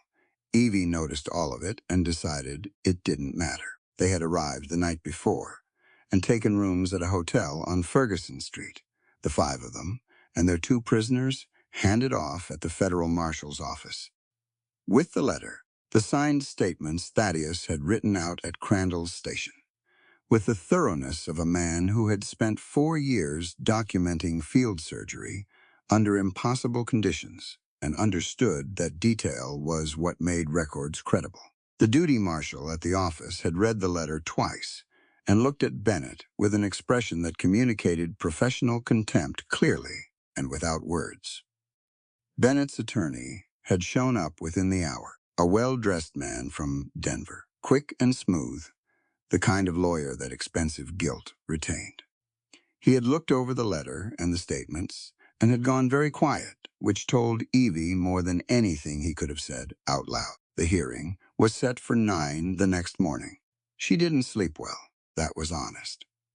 She lay in the hotel bed and ran through what she needed to say and how to say it, and what Bennett's attorney would attempt, and how to hold her ground. Thaddeus had gone over it with her that afternoon at the hotel table, the same methodical preparation he brought to everything, asking her questions the way a hostile attorney might, and listening to her answers and telling her plainly when one needed to be clearer. "He'll try to make you emotional," Thaddeus said, not because emotional testimony is less credible, but because he wants you focused on defending your dignity instead of presenting your evidence. And if he succeeds, you come back to the letter, every time. You don't have to win the argument about your character. The letter wins that argument for you. Your job is to make sure the judge understands what's in it. She had carried that into the morning. The courtroom filled slowly.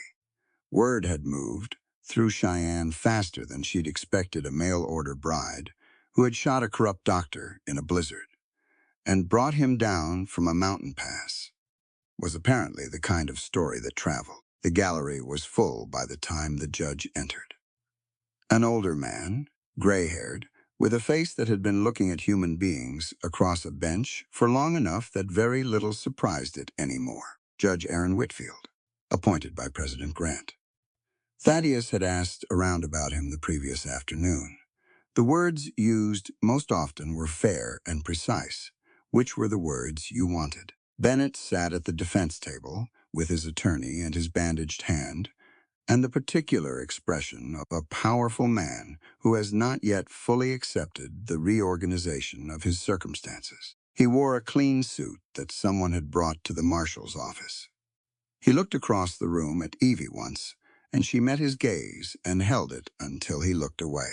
The prosecution was handled by a federal attorney named Hargrove, a compact man in his 40s who moved through the courtroom with the unhurried efficiency of someone who had been doing this for a long time and found the work interesting. He opened cleanly. He laid out the charges: bribery of a federal judge, conspiracy to commit fraud, falsification of medical records, and based on the language of the letter, conspiracy to cause grievous harm to a named individual. He presented the letter. He presented the signed statements. He presented Thaddeus's medical credentials and the medical affidavit Thaddeus had prepared disputing Bennett's diagnosis with specific clinical citations. Bennett's attorney moved quickly. He questioned the chain of custody of the letter. He questioned the circumstances under which it was found. He questioned whether a letter found in a man's coat during a nighttime confrontation in a blizzard constituted admissible evidence. Judge Whitfield listened to all of it.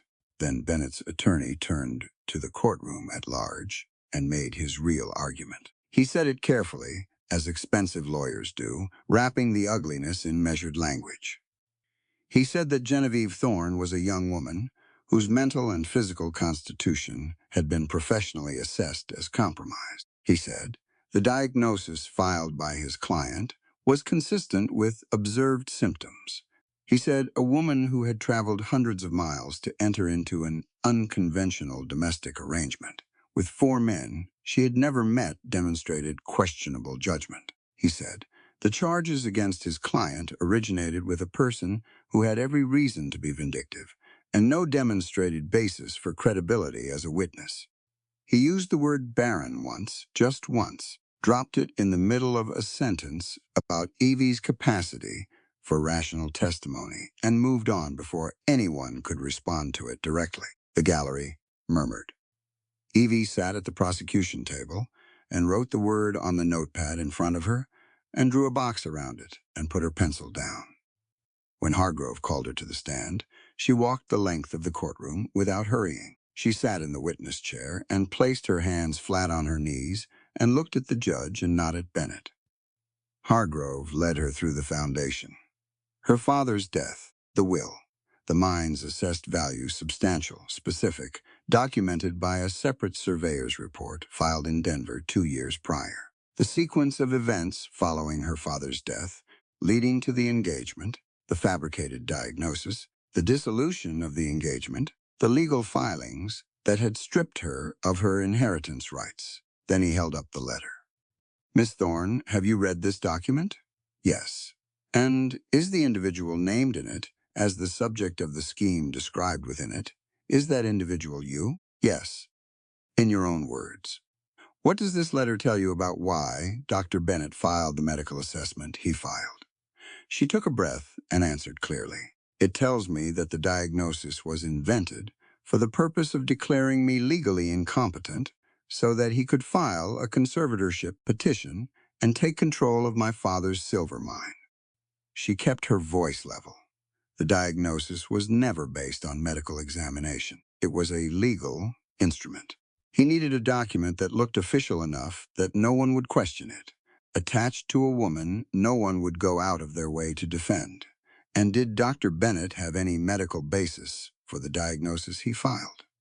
No. Dr. Thaddeus Sterling, a trained field surgeon with 4 years of medical practice, has reviewed the diagnosis and testified in his affidavit that the terminology used does not exist in current medical literature and that no legitimate examination was conducted. She looked at Judge Whitfield directly. The diagnosis was fiction, written by a man who understood that courts extend professional courtesy to physicians and that a young woman with no legal advocate and no family resources left was unlikely to be able to prove otherwise. The gallery was quiet. Bennett's attorney stood. Objection. Your Honor, the witness is characterizing my client's motivations. She is reading his letter, Hargrove said pleasantly. Whitfield looked at the defense attorney for a moment. Overruled. Continue. What happened next was what Thaddeus had warned her about. Bennett's attorney spent 20 minutes on cross-examination attempting, with considerable skill, to make Evie appear unstable, vindictive, and unreliable. He questioned her living arrangements with 4 men. He questioned her decision to arrive as a mail-order bride with no prior acquaintance with the Sterling brothers. He circled back to the medical assessment and suggested that her vehement denial of it was itself evidence of the emotional instability it described. He was good at it. Each question was phrased to require her to defend herself rather than present evidence. Each answer she gave to one question was used as the foundation for the next. He was building a picture in the jury's mind not through lies exactly, but through emphasis and sequence, the way a crooked photographer lights a subject to conceal what they don't want seen. Evie watched him do it, and then she stopped answering the questions he was asking. "Mr. Aldous Cray," she said, during a pause between his questions. He blinked. "I beg your pardon?" "The letter is addressed to Aldous Cray," she said. "He manages a private asylum in Colorado that Dr. Bennett has a financial interest in. That asylum was the facility I was to be delivered to, following the conservatorship filing." She looked at the judge. "I raise this because the defense has spent considerable effort this morning questioning my credibility and my living arrangements. I'd like to redirect the court's attention to what the evidence actually shows, which is that a wealthy physician wrote out in his own handwriting a plan to commit fraud, bribery, and what his own letter calls permanent resolution of a woman who stood between him and a profitable silver mine." She paused. "His handwriting, his words, his plan. I didn't write that letter. He did." The courtroom was very still. Bennett's attorney opened his mouth, closed it. Judge Whitfield looked down at his copy of the letter. "Read something." "Look back up. Thank you, Miss Thorne," he said. "You may step down." The jury deliberated for 2 hours. They returned a verdict on all counts. When Judge Whitfield read the sentence life imprisonment, with all associated property claims and legal instruments filed by the defendant against Genevieve Thorne declared null and void, and her rights as legal heir to her father's estate fully restored, the gallery broke into noise that the bailiff made no great effort to contain. Evie sat at the prosecution table and looked at the surface of the wood. Restored. Her name, her inheritance, her father's work, her own. She heard Malachi make a sound somewhere behind her in the gallery. She heard Gideon's voice, low and certain. She heard Jasper say nothing at all, which meant he was holding it in a way he'd need a few minutes to release. Thaddeus came and sat beside her. She looked at him. She didn't have a speech for this moment. She had been preparing testimony for 2 days and had nothing left that was prepared. "Just the plain truth of it. We did it," she said. "You did it," he said. "We were there." She looked at Bennett, already being led out by the marshal, his good hand on the rail, his attorney gathering papers with the businesslike affect of a man who is already thinking about the next case and has emotionally departed this one. She felt nothing about him that needed to be expressed. He would go to prison. The mine would come to her. Her name would be corrected in the official record. That was enough. She didn't need anything more from Giles Bennett, not an apology, not a reckoning, not a moment of eye contact that allowed her to watch him understand what he'd done. None of that was her responsibility to pursue. The court had done its work. So had she. She stood up. She walked out of the Cheyenne Federal Courthouse into the cold December sunlight, with the 4 Sterling brothers around her and her father's silver mine legally, officially, irrevocably hers. Winter held the mountain for a long time that year. It was a patient winter, not a vicious one. It settled in after the blizzard and the trial, and all the weeks of aftermath, the filing of legal documents in Cheyenne, the letters exchanged with the mine's operating manager in Denver, the deposition that helped the federal prosecutor build a complete case against Aldous Cray and his asylum, and the network of corrupt officials Bennett had been paying for years. All of that happened in the gray months, January and February, when the homestead was quiet and the days were short, and the work was mostly indoor work. Malachi's leg healed clean. Thaddeus said so at 6 weeks, with the particular satisfaction of a physician whose optimistic prognosis proved accurate, and Malachi demonstrated it by walking the full perimeter of the south pasture without a limp, which he did slightly faster than necessary. The barn was the spring project. Gideon had been planning it since November, doing the calculations in a worn notebook, ordering lumber to be delivered when the pass opened. He talked about it the way some people talk about something they're genuinely looking forward to, not with impatience, but with the anticipatory pleasure of a man who loves building things and has a clear plan.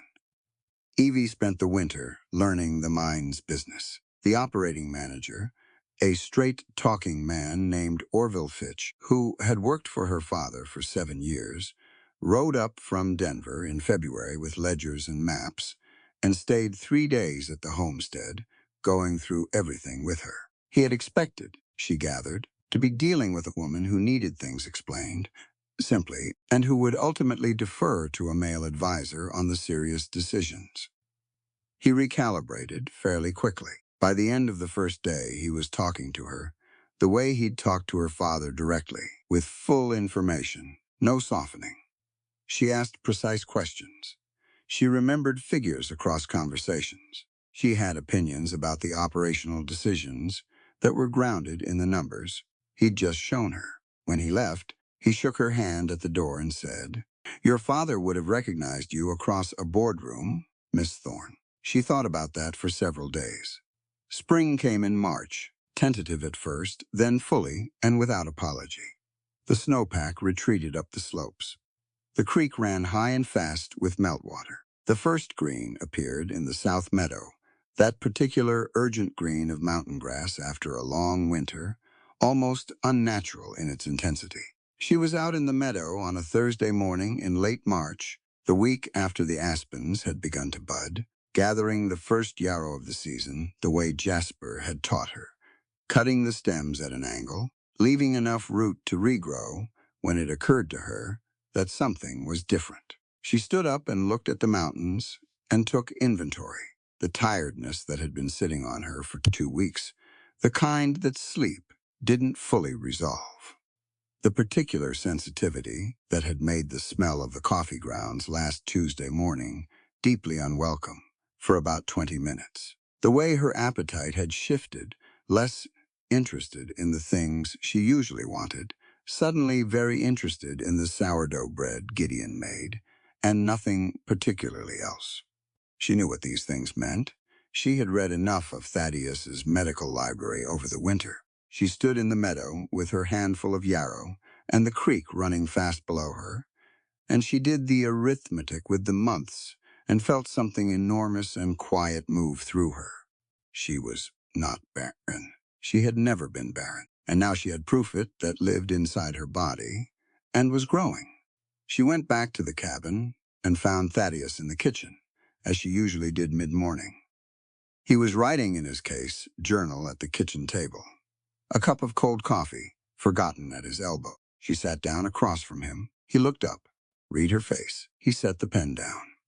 "Tell me," he said. She told him. Not dramatically, just the facts, the symptoms, the timing, the math. She was steady through most of it, and then she wasn't, briefly, and then she was again. He listened to all of it without interrupting.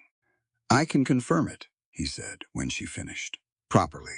In a few days we'll know for certain, but the signs you're describing all of them together, at this timing." He paused. "I think you already know. I do." He was quiet for a moment, not calculating, just present with it. "Are you frightened?" he asked. She thought about it honestly. "No. I thought I might be. But no." She looked at the table. It's too large to have a simple word for it. I'm glad. I'm overwhelmed. I'm thinking about my father." She looked up. "I keep thinking about what he would say." "What do you think he'd say?" "That it's about time someone proved Bennett wrong." She smiled. A small, genuine one. He had a sense of humor about things like that. About people who underestimated the Thaddeus made a sound that was as close to laughter as his reserve generally allowed. The others came in for the midday meal, in the way they always did, Malachi first, talking before he cleared the doorway, Gideon close behind, Jasper last, from wherever on the property he'd been that morning. They gathered around the table, and Gideon put bread down, and Malachi reached for it, and Evie looked at all 4 of them and said, simply, "I'm pregnant." The room went very still for about 3 seconds. Then Malachi sat down slowly in the nearest chair. Gideon set the bread knife down on the table with a deliberate care that communicated a large feeling being held in responsible check. Jasper stood in the doorway to the back room and looked at her with the clear, measuring calm of a man who is processing information that is both completely expected and still, somehow, larger than he'd prepared for. Malachi said, "Well," and then didn't add anything, which for Malachi was the equivalent of speechlessness. She looked around at their faces. No calculation in any of them. Nobody doing the math she had half expected. Unconsciously, someone to attempt. Nobody asking the question that the society she'd grown up in would have considered the first and most pressing question. Whose? It was not a question that occurred to any of them. Thaddeus stood and came around the table and took both her hands in his and looked at her steadily. "This child has 4 fathers ready to lay down their lives for it," he said, "and the bravest mother in all of Wyoming." She pressed her lips together.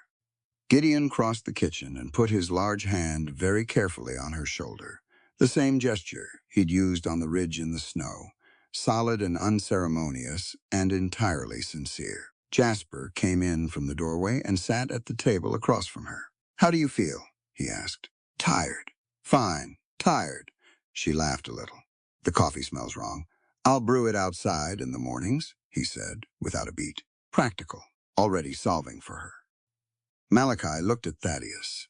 "The Barren diagnosis was fabricated entirely," Thaddeus said, "as I stated in my affidavit to the court. As I told Evie the second week she was here." He looked back at her. "The lie is finished, comprehensively and permanently."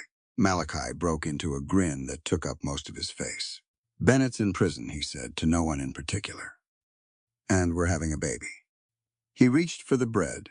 "This is the best Thursday I've had in years." Gideon made a sound in his chest that expressed agreement without wasting words on it. That evening they sat together on the porch as the last light left the mountains, the cold still real, but the air holding the faint promise of the warmer months ahead.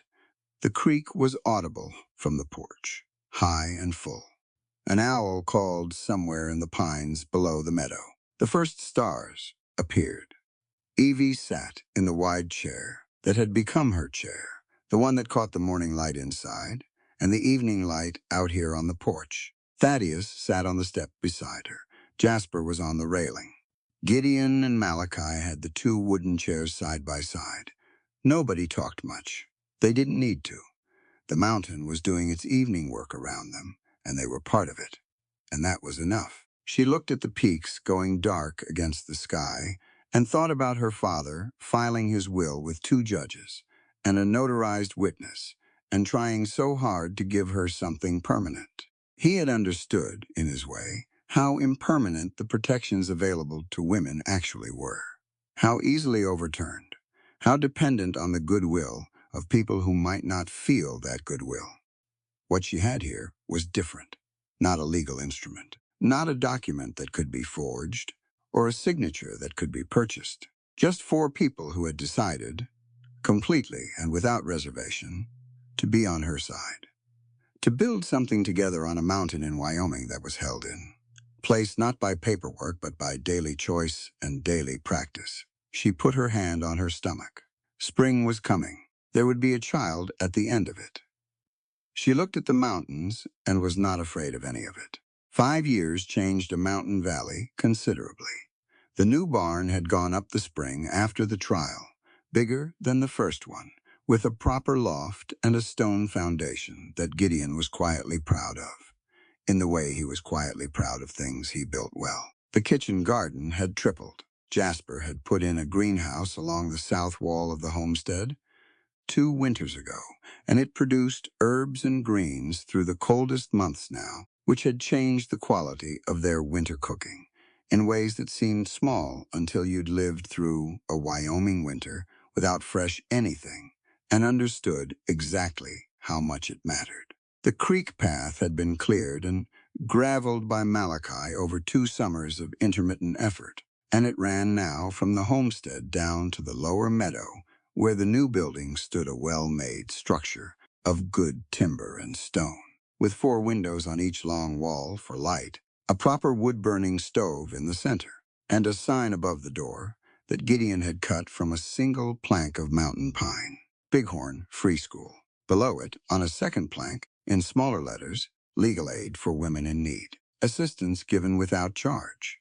The school had opened 18 months ago, with 11 children, ranging from 6 to 14, from the valley and the outlying homesteads, and the small settlement 2 miles east that had grown up since the silver mine had brought work and workers to the area. It now had 23 students and 2 teachers, a young woman named Adelaide from Cheyenne, whom Evie had recruited after a 6-letter correspondence, and an older man, a former schoolmaster from Ohio named Garrett, who had come west for his health and found himself with time and expertise, and no particular purpose until Evie offered him one. The Legal Aid Center operated out of 2 rooms at the back of the building. A lawyer from Cheyenne named Dorothea Marsh, the first woman admitted to the Wyoming Territorial Bar, which had made that admission only under considerable pressure, and not without ongoing attempts to qualify it out of existence, rode up to Bighorn twice a month to take cases. She had handled 11 cases in the past year: custody disputes, property claims, medical fraud, 3 cases of women committed to institutions on the say-so of physicians with financial interests in the outcome. Evie funded all of it from the silver mine's proceeds. Fitch managed the operation with the same direct competence he'd always brought to it, and the mine produced steadily, and the money that came from it went where she decided it went, without any further discussion with any court or judge or well-dressed man in a good suit. On a Tuesday afternoon in late June, 5 years and 2 seasons past the day, she had stepped off a stagecoach in the August dust. At Bighorn Station, Evie sat on the homestead porch in her leather armchair and watched the valley. The armchair had been a gift from Gideon, made in the winter of their first year, together, real leather, well constructed, shaped to fit her. It had been on this porch for 4 years now, and had weathered in the way good things weather, becoming more itself as time went on. 3 children occupied the yard in front of the porch. Eleanor was 4, dark-haired, and extraordinarily verbal for her age, currently explaining something at length to a wooden horse she had propped against the fence post. The content of the explanation was unclear from the porch, but its seriousness was not. Eleanor approached most things with a gravity that was entirely her own. James was 3, rounder and quieter than his sister, currently investigating a beetle in the grass, with the focused scientific interest of a child who has not yet learned that beetles are not considered fascinating by most adults. He crouched very still and watched it, and said nothing. The youngest, Clara, named for the mare that had carried Evie up the mountain road on that first August day, was 18 months old, and currently pulling herself upright against the porch rail and reconsidering a decision that was becoming clear to everyone watching, including Clara herself, was slightly more ambitious than her current structural engineering supported. Evie watched her and was ready to move, but let her work it out. Clara decided against the rail and sat down in the grass with a thump and a philosophical expression, and began doing something productive with a handful of dirt. The afternoon light was golden and long across the meadow. The mountains behind the valley were that particular deep summer green, the high snowfields reduced to bright white streaks above the tree line. The air smelled of pine and warm grass, and the distant cold that always lived at the edges of mountain air no matter the season. She heard the sound of the forge from the far building. Gideon had a commission from the settlement, ironwork for a new water pump, a steady rhythmic clanging that had been part of the homestead's sound for years, and which she had come to find as ordinary and reassuring as the creek. Jasper was somewhere in the kitchen garden, moving quietly among the rows the way he moved everywhere, paying close attention to what needed attention and leaving the rest alone. Malachi had gone down to the school that morning to fix a hinge on the main door that Adelaide had been patient about for 2 weeks and would likely spend another hour talking to the children about whatever they were studying, because Malachi was constitutionally incapable of being around interested young people without wanting to be useful to them. Thaddeus came out of the cabin door behind her and sat on the step beside her chair. He had his coffee. He looked at the children for a while and then at the mountains. Dorothea's letter came, he said. I saw it. She got the Hendricks case dismissed. Evie nodded. The Hendricks case was a woman from the Eastern settlement whose husband had tried to have her committed. On the same grounds Bennett had used against Evie: fabricated medical assessment, cooperative physician, financial motive. Dorothea had taken it 6 weeks ago and moved fast, and the outcome had apparently surprised the husband's attorney considerably, which Evie found satisfying. She says there are 2 more cases coming next month, Thaddeus said. I know. I'm going to talk to Fitch about the operating budget when he comes up in August. We should be able to cover a second lawyer for at least 6 months, see if the volume supports it. She watched Clara investigate the dirt. There are more cases than there are hours. There will always be more cases than there are hours, he said. You know that. Yes. It doesn't stop you. No, she looked at him. Why would it? He made the sound he made when something pleased him, and he didn't see the point in elaborating on it. The 4 of them came together at the end of the day, the way they always did, naturally, without arrangement, as the work of the day completed itself, and the evening came on. Gideon from the forge, hands still bearing the heat of the afternoon's work, washing at the pump before coming to the porch. Malachi up the creek path from the school, with the loose, easy walk of a man who has had a good afternoon doing something that mattered to him. Jasper in from the garden with dirt on his knees and something in his hand, a first tomato, round and red and ridiculous given that it was only June. Early, he said, holding it up. Give it to James, Gideon said. Jasper went and crouched in the yard and showed it to James, who looked up from his beetle investigation with immediate and serious interest. A negotiation of some kind took place. The tomato changed hands. Eleanor abandoned the wooden horse and came and leaned against Evie's leg with the fluid, unself-conscious claiming of a small child who has never had reason to doubt her welcome. Evie put her hand on Eleanor's hair and kept watching the mountains. The golden light moved across the meadow, the long evening light of high summer that lingered until almost 9 and made the whole valley look like something painted rather than real. The Bighorn peaks went from green to gold to the particular deep blue that came just before dark, the color of mountain evenings in July that she had learned over 5 years and would never quite be able to describe to someone who hadn't seen it. She looked at her hands in her lap. There was a callus on her right palm from the rifle, long since permanent, ink on her left forefinger from the morning's correspondence with Dorothea about the upcoming cases, a small scar on her right wrist from the rope handle of her traveling trunk, that first day on the stagecoach platform in the August dust. She was 27 years old. She had a silver mine and a free school and a legal aid center and 3 children and 4 husbands and a leather armchair on a porch in Wyoming, and the full, unconditional, legally restored ownership of her own name. Not bad for a broken woman. One by one, they settled around her. Thaddeus on the step, Gideon on the rail, which held him, because Gideon had built the rail. Malachi, in one of the wooden chairs, already talking to Eleanor about what she'd been explaining to the wooden horse, entering the conversation with complete seriousness. Jasper returned from the yard and leaned against the post with his arms crossed, watching James toddle across the grass toward the porch steps. The 4 of them reached for her at the same moment, without coordinating it, Thaddeus's hand covering hers, where it lay on the arm of the chair, Gideon's calloused fingers resting on her shoulder, Malachi's hand finding her other arm, Jasper's hand warm on her back. Guard hands, working hands, 4 pairs of them, all holding on.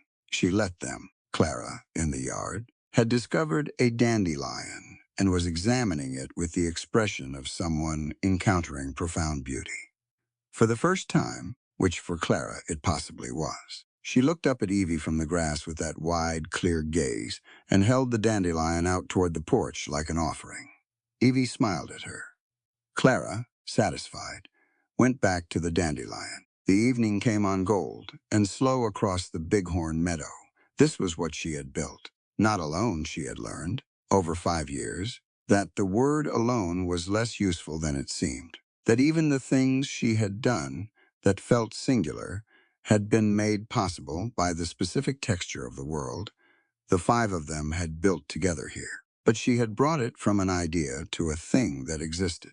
The school, the legal center, the mine operating honestly, the homestead full of living and growing things. The knowledge filed carefully in her mind, alongside the names of medicinal plants and the mechanics of a Winchester rifle, and the specific value of a well-worded legal document, that the world could be built differently than the one she'd arrived in.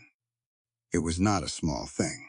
She had been told all her life that small things were all she could hope to produce. She had proved, in the most comprehensive way available to her, that they were wrong. The mountains held their color for a long time before the dark came. She sat in her armchair with calloused hands, clasping hers, and children in the yard, and the creek running, and the forge gone quiet, and the summer evening going on around them, and she was, in every way that mattered, and several that didn't need to, completely and irreversibly home. There's a reason this story stays with you after the last word. It isn't the romance, though the romance is real. It isn't the action, though a woman shooting a revolver out of a loft window in a blizzard is about as cinematic as the frontier gets. It's something quieter than both of those things.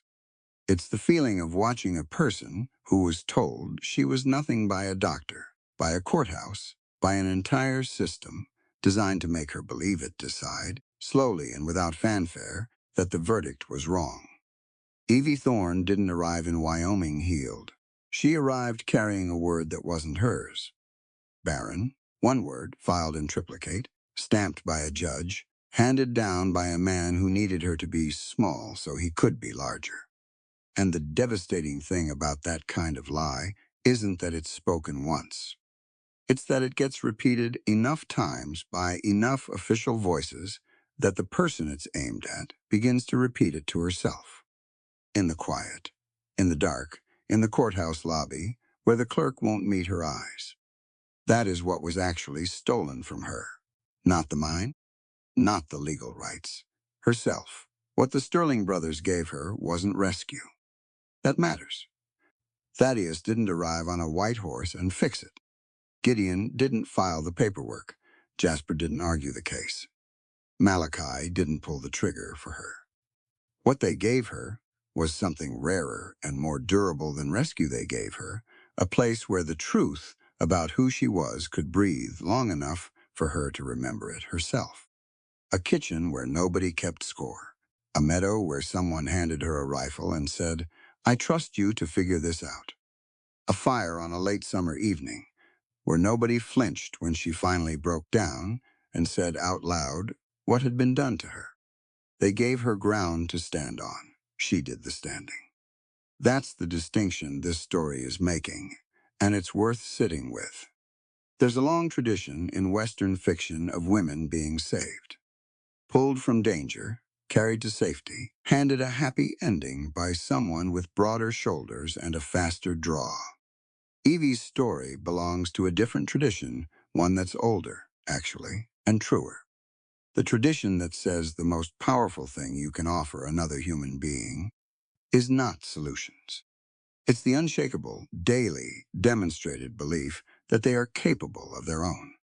Malachi said it plainly, sitting at the top of the loft stairs with a bullet wound in his leg. Being brave doesn't mean feeling no fear. It means acting clearly anyway.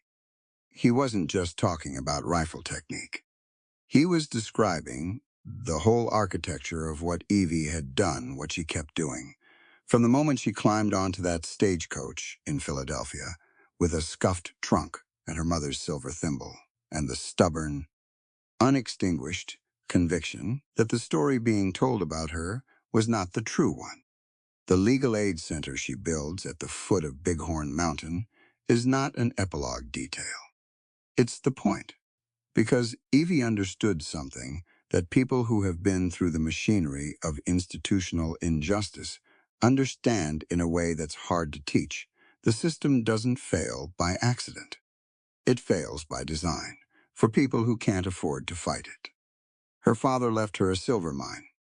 She turned it into something that would outlast both of them, a place where the next woman sitting in a courthouse lobby with a forged document and no advocate could find someone who would look her in the eye and say, "I believe you. Let's get to work." That is what redemption actually looks like. Not vengeance. Not a villain on his knees in the snow, though that moment arrives, and it is satisfying. Real redemption is constructive. It takes the exact shape of the wound and builds something useful in its place. She was stripped of legal standing. She builds a legal aid center. She was declared medically defective by a man with a pen and a corrupt credential. She funds a physician's practice for women in the valley. She was told her voice didn't count in a courtroom. She trains herself to speak in one and wins. And 5 years later, she sits in a leather armchair on a porch in Wyoming with 3 children in the yard and 4 calloused hands holding hers. And she is not grateful to have survived it. She is something better than grateful. She is done with it.